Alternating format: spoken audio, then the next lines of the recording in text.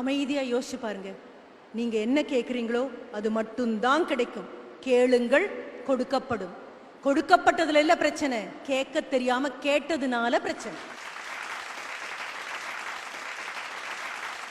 இனி அமைதியா உட்காருங்க, கேளுங்க, நிறைய படிங்க, நிறைய படிங்க, விசாலமாகும் மனசு. நிறைய படிங்க, பாடப்புத்தகங்களை சொல்லல, கிடைச்சதெல்லாம் படிங்க.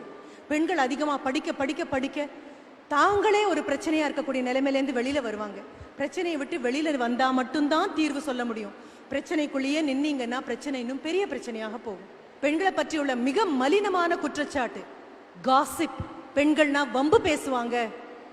எந்த பெண்ணை பத்தியாவது அவதூறா ஏதாவது காதுல வருமே ஆனால் போதும் நிறுத்துங்கன்னு சொல்ற தைரியம் வந்ததுன்னா 2 தடவை சொல்லுங்க, 3 தடவை சொல்லுங்க. எந்த பெண்ணை பத்தியும் யாரும் அவதூறா பேச மாட்டாங்க. 2வது, புலம்புறது நிறுத்துங்கப்பா. எப்ப பாரு எனக்கு கிடைக்கல, எனக்கு கிடைக்கல, எனக்கு கிடைக்கல.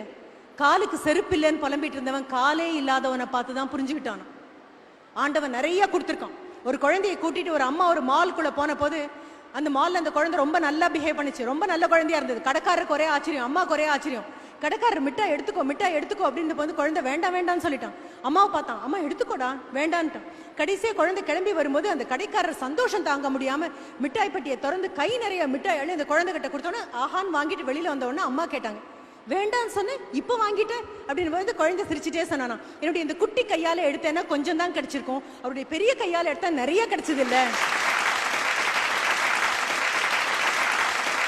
நீங்களா உங்களுடைய குட்டி கைகளால அள்ளி அள்ளி எடுத்திருந்தீங்கன்னா அதிர்ஷ்டம் அவ்வளவுதான் கிடைச்சிருக்கும்.